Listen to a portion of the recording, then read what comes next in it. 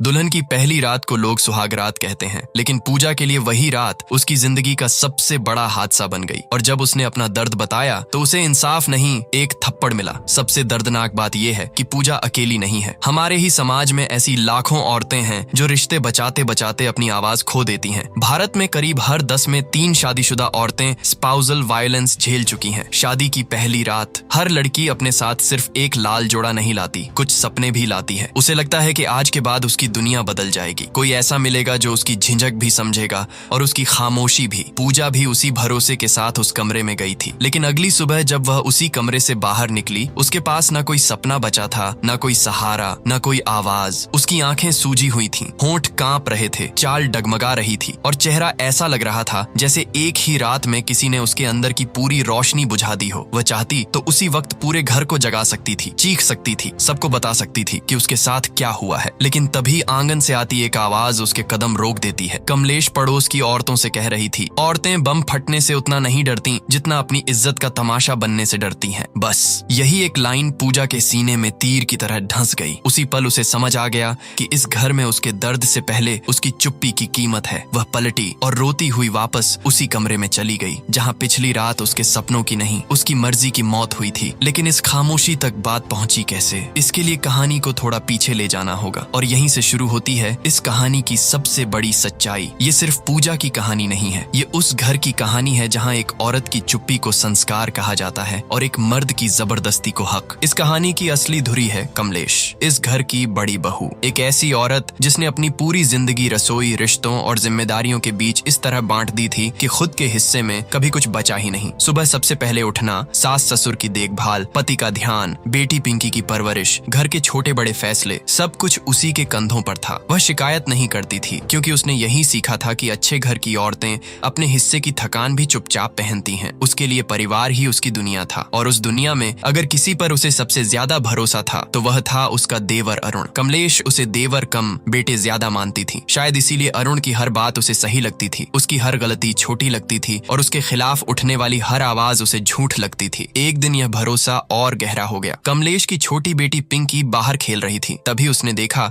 कि कुछ लड़के अरुण को बुरी तरह पीट रहे हैं। अरुण खुद को बचाने की कोशिश कर रहा था पर सामने वाले ज्यादा थे। पिंकी घबराकर घर के अंदर भागी और कमलेश को बताया कि चाचू को बाहर कुछ लोग मार रहे हैं। कमलेश बिना एक पल गंवाए दौड़ पड़ी। उसने देखा अरुण जमीन पर गिरता संभलता खुद को बचाने की कोशिश कर रहा है। बस फिर क्या था, कमलेश उस पर टूटने वालों पर खुद टूट पड़ी। उसने बिना ये जाने कि झगड़ा किस बात पर हुआ सीधे अरुण का साथ लिया। तभी बाबूजी शिव कुमार भ्रमर वहां आ गए। उन्होंने कमलेश को डांटा भी कि पहले ये तो जानो कि गलती किसकी है। लेकिन कमलेश सीना तान कर बोली, मेरा अरुण गलत हो ही नहीं सकता। यही वह अंधा भरोसा था जो आगे चलकर एक लड़की की जिंदगी पर भारी पड़ने वाला था। कुछ महीने बीते और घर में अरुण की शादी की बात शुरू हुई। सास के मन में संस्कारी बहू का सपना था। बाबूजी को घर की इज्जत के मुताबिक लड़की चाहिए थी। कमलेश चाहती थी कि जो भी इस घर में आए घर को अपना संसार मान ले। लेकिन जिस लड़की को देखने यह लोग गए वह उनके ख्यालों से अलग थी। उसका नाम था पूजा। वह पढ़ी लिखी थी, इंग्लिश लिटरेचर में बीए कर चुकी थी, खुलकर बात करती थी, आंखों में आंखें डालकर जवाब देती थी। उसमें झिझक थी लेकिन बनावटी संकोच नहीं था। जब पुराने रिवाज के मुताबिक उससे गाना सुनाने को कहा गया तो उसने कोई भजन नहीं, हल्के आत्मविश्वास के साथ एक इंग्लिश सॉन्ग गुनगुना दिया। कमरे में बैठे लोग पहले चौंके फिर मुस्कुराए। अरुण तो जैसे उसी पल उस पर ठहर गया। उसे पूजा का यही अंदाज पसंद आया। लेकिन कमलेश के चेहरे पर हल्की सी खिंचाव आ गया। उसे पूजा की पढ़ाई से दिक्कत नहीं थी, उसके खुलेपन से थी। उसे लगा ये लड़की इस घर में ढल पाएगी या नहीं। फिर भी अरुण की खुशी के आगे बात आगे बढ़ गई। रिश्ता तय हुआ, अंगूठी बदली गई, घर में शगुन की तैयारी शुरू हो गई। कमलेश मन से पूरी तरह राजी नहीं थी पर उसने खुद को समझा लिया कि शादी के बाद लड़कियां बदल ही जाती हैं। उसे क्या पता था कि बदलने की जरूरत पूजा को नहीं उसके अपने घर को थी। शादी से पहले एक दिन कमलेश अपनी सास के साथ ऑटो में जा रही थी। रास्ते में भारी जाम लगा था। कुछ लोग सड़कों पर तख्तियां लिए नारे लगा रहे थे। कमलेश ने यूं ही भीड़ की तरफ देखा, लेकिन अगला ही पल उसके लिए जैसे बिजली गिरने जैसा था। उस भीड़ के बीच पूजा खड़ी थी, उसके साथ उसकी दोस्त सोना थी और वे लोग LGBT कम्युनिटी के हकों के समर्थन में प्रदर्शन कर रहे थे। कमलेश के लिए यह सिर्फ एक रैली नहीं थी, यह उस बहू की तस्वीर थी जिसे उसने चौखट के भीतर सोचा था, सड़कों पर नहीं। वह गुस्से में भीड़ चीरती हुई पूजा तक पहुंची और उसका हाथ पकड़ लिया। ये सब क्या है? उसने लगभग झिड़कते हुए पूछा। पूजा ने शांत स्वर में कहा, मैं किसी गलत चीज के लिए नहीं खड़ी हूँ, मैं इंसानी हकों के लिए खड़ी हूँ। लेकिन कमलेश उस वक्त सुनने की हालत में नहीं थी। उसने तैश में पूछा, तू भी क्या वैसी ही है? पूजा ने बिना टूटे जवाब जवाब दिया, नहीं, लेकिन किसी के हक की बात करना गुनाह नहीं होता। यही बात कमलेश को और चुभ गई। उसने वहीं गुस्से में पूजा की उंगली से सगाई की अंगूठी उतार ली और रिश्ता तोड़कर वहां से चली आई। घर पहुंचते ही हंगामा मच गया। अरुण पहली बार कमलेश के सामने खुलकर खड़ा हो गया। उसने कहा, पूजा ने कुछ गलत नहीं किया। पति विनय ने भी कमलेश को समझाया कि उसने बिना सोचे समझे बात बिगाड़ दी है, लेकिन कमलेश अपने फैसले पर अड़ी रही। उसे लगता था कि वह घर बचा रही है। रात ढली, घर शांत हुआ,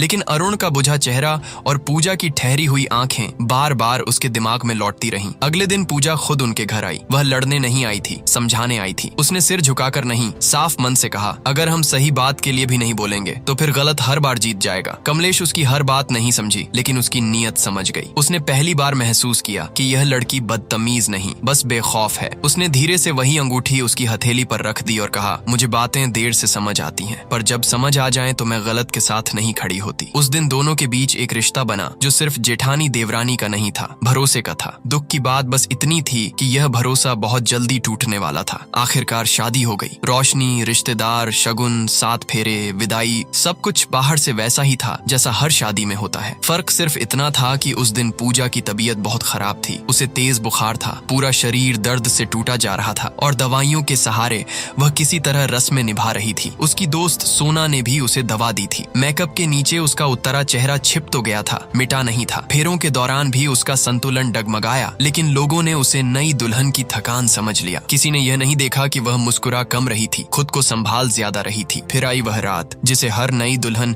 अपनी जिंदगी की सबसे खूबसूरत रात मानती है। कमरा फूलों से सजा था, बिस्तर पर गुलाब की पंखुड़ियां थीं। अरुण कमरे में आया। पहले उसने हल्की फुल्की बातें की, मुस्कुराया, उसके पास बैठा। पूजा ने हिम्मत जुटाकर धीरे से कहा, मेरी तबीयत बहुत खराब है, आज नहीं। यह कोई इशारा नहीं था, यह साफ इनकार था। अरुण ने उसके माथे पर हाथ रखकर बुखार महसूस भी किया, लेकिन पीछे नहीं हटा। पूजा ने फिर कहा, इस बार और साफ, प्लीज अरुण, आज नहीं। इसके बाद जो हुआ वह किसी गलतफहमी में नहीं हुआ, वह जिद थी। वह यह भरोसा था कि शादी के बाद पत्नी की ना नहीं रहती। पूजा रोई, उसने मिन्नत की, खुद को छुड़ाने की कोशिश की, लेकिन अरुण पर जैसे पति होने का नशा चढ़ा हुआ था। उस रात उसने पूजा के शरीर को नहीं, उसकी मर्जी को रौंदा। कमरे में आवाज ज्यादा नहीं थी, लेकिन उस रात उसके अंदर जो टूटा वह उम्र भर खामोश नहीं रहने वाला था। सुबह हुई, कमरे में रोशनी आई, लेकिन पूजा की दुनिया अंधेरी हो चुकी थी। वह दर्द से कराहते हुए उठी। उसे लगा जैसे उसका अपना शरीर भी अब उसका नहीं रहा। अरुण उसे चुप कराने लगा, जैसे कोई मामूली बात हुई हो। उसने बेहिसी से कहा, मैं तुम्हारा पति हूँ, ये सब तो होता है। पूजा ने उसे देखा। उसकी आंखों में पहली बार डर से ज्यादा घृणा थी। उसने कांपती आवाज में कहा, यह हक नहीं था, जबरदस्ती थी। अरुण सन्न तो हुआ,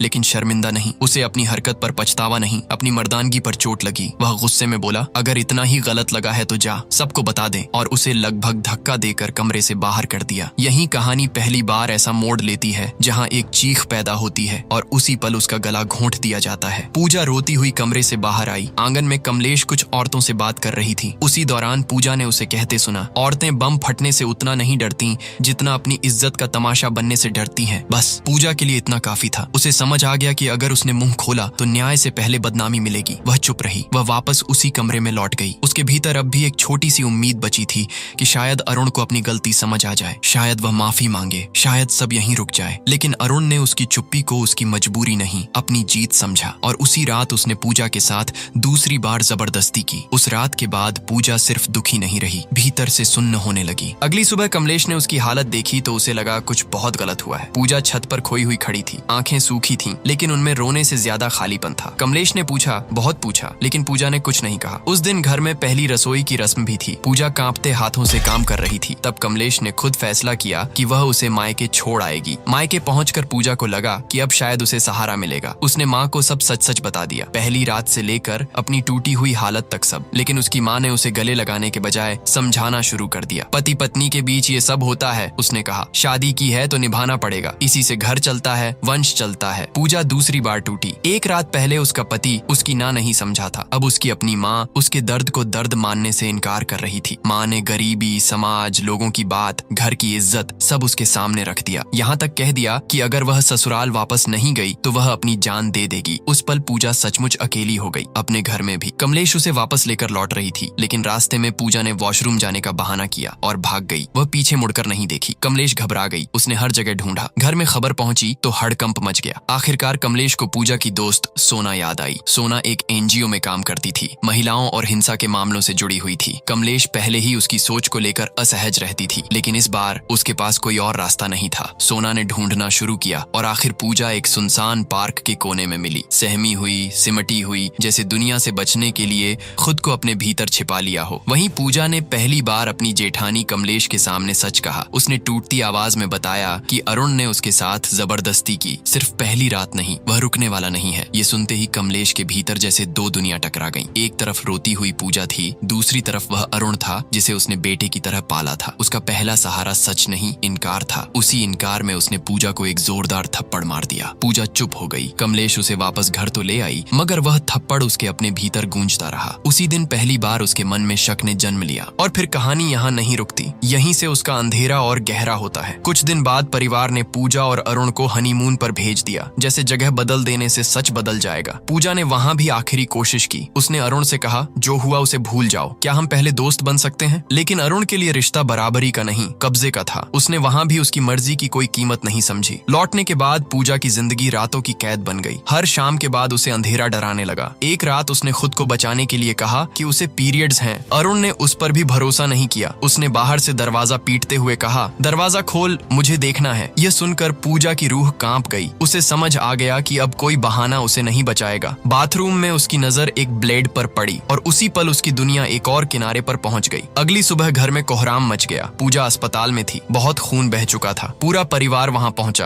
अरुण ने बात घुमाने की कोशिश की, बोला कि कोई औरतों वाली दिक्कत हो गई होगी। लेकिन कमलेश का मन अब पहले जैसा अंधा नहीं रहा था। वह सीधे डॉक्टर से मिली। डॉक्टर ने जो सच बताया उसने कमलेश की रूह हिला दी। पूजा ने अपने निजी हिस्से पर खुद ब्लेड से गहरे जख्म कर ली थे। यह कोई नाटक नहीं था, यह उस दर्द की हद थी जहां इंसान बचने के लिए खुद को ही घायल कर देता है। कमलेश घर वालों को बहाने से बाहर भेजकर पूजा के पास बैठ गई। होश आने पर पूजा ने उससे कहा, कोई झूठ बोलने के लिए खुद को इस हालत में नहीं पहुंचाता भाभी। यही वह पल था जहां कमलेश की दुनिया टूट गई। वह घर लौटी, बाथरूम में गई, ब्लेड उठाया और हल्का सा खुद पर चलाने की कोशिश की। बस हल्की सी चुभन पर ही उसका हाथ कांप गया। उसने ब्लेड फेंक दिया। उसी पल उसे समझ आया कि 21 साल की वह लड़की किस खौफ, किस दर्द, किस मजबूरी में रही होगी कि उसने खुद को इस हद तक पहुंचा दिया। उसी पल कमलेश के भीतर की अंधी भाभी मर गई और एक जागी हुई औरत जन्म ले चुकी थी। इसी बीच एक छोटा सा मगर अहम पल भी आया। पिंकी ने एक दिन कमलेश से पूछा था, मम्मी कंसेंट क्या होता है? कमलेश के पास जवाब नहीं था। उसे यह भी ठीक से नहीं पता था कि पूजा बार बार यही क्यों कह रही थी कि मेरी मर्जी भी जरूरी है। फिर सोना ने उसे समझाया था कि कंसेंट मतलब सामने वाले की साफ रजामंदी। बिना सहमति के कोई भी रिश्ता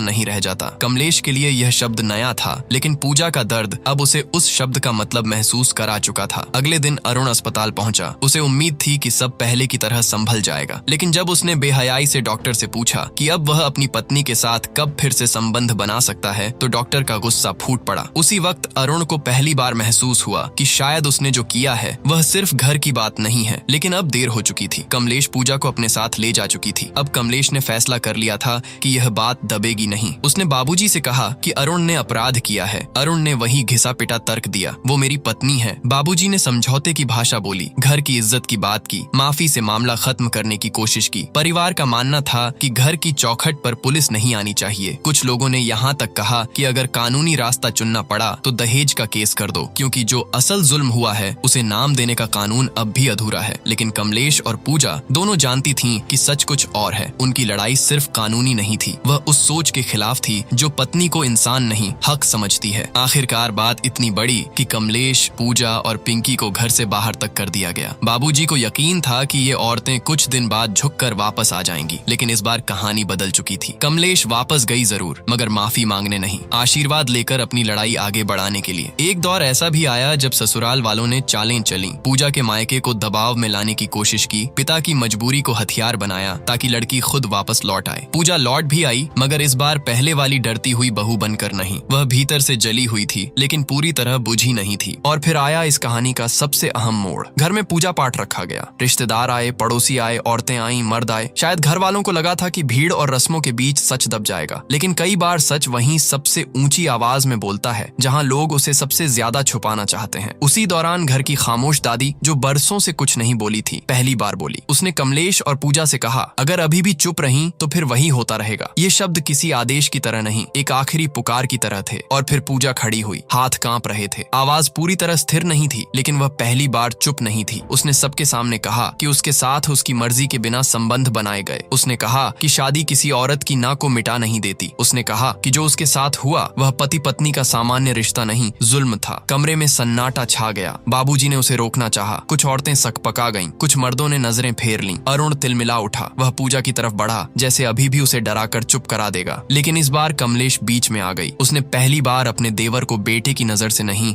अपराधी की नजर से देखा। और फिर वह थप्पड़ जो पहले पूजा को मिला था अब अरुण के चेहरे पर पड़ा। कमलेश की आवाज अब घर की बड़ी बहू की नहीं, सच के साथ खड़ी एक औरत की थी। उसने कहा, औरत की चुप्पी को उसकी रजामंदी समझना बंद करो। उस एक वाक्य में सालों की गलत परवरिश, रिश्तों के नाम पर दबे अपराध, घर की इज्जत के पीछे कुचली गई आवाजें, सब शामिल था। उसने साफ कहा कि आज से अरुण का इस घर की किसी औरत पर कोई हक नहीं। वह किसी रस्म में शामिल नहीं होगा। यहाँ तक कि जिस भतीजी के लिए वह चाचू था उसकी डोली तक को हाथ नहीं लगाएगा। ये फैसला सिर्फ कोर्ट का नहीं था, ये सामाजिक बहिष्कार का फैसला था। पहली बार घर की औरतों ने मिलकर एक मर्द के अपराध को रिश्ते के पीछे छुपाने से इनकार किया था। अरुण टूट गया। उसका सारा गुरूर बिखर गया। वह पूजा के पैरों में गिरा, माफी मांगी, बदल जाने की बातें करने लगा। लेकिन पूजा अब वह लड़की नहीं थी जो शादी की पहली सुबह डर के कारण चुप रह गई थी। उसने अपने पैर पीछे खींच लिए। उसकी आवाज में दर्द था मगर डर नहीं था। उसने कहा, कुछ चीजें सिर्फ सॉरी से ठीक नहीं होती। जिस रात मेरी मर्जी छिनी थी उसी रात तुमने मेरे भरोसे को भी मार दिया था। उसने यह भी कहा कि आज भले कानून कमजोर हो, लेकिन जिस दिन इस जुल्म को कानून साफ नाम देगा सबसे पहला नाम वही लेगी। कहानी यहीं खत्म नहीं होती, क्योंकि ऐसी कहानियां कभी सिर्फ एक घर की नहीं होती। पूजा अकेली नहीं थी। उसके जैसी बहुत सी औरतें हैं जो रिश्ते बचाते बचाते खुद को खो देती हैं। कमलेश भी अकेली नहीं थी। उसके जैसी बहुत सी औरतें हैं जो देर से सही लेकिन जब सच पहचानती हैं तो पूरी व्यवस्था को चुनौती दे सकती हैं। इस कहानी की सबसे बड़ी जीत सिर्फ यह नहीं थी कि पूजा ने बोल दिया। असली जीत यह थी कि इस बार उसकी आवाज अकेली नहीं थी। शादी की पहली रात पूजा अपने साथ 1000 सपने लेकर उस घर में आई थी। वे सपने वापस कोई नहीं ला सका, लेकिन उसकी आवाज उसे वापस मिल गई। और कई बार एक औरत की जिंदगी में आवाज लौट आना ही सबसे पहली आजादी होती है।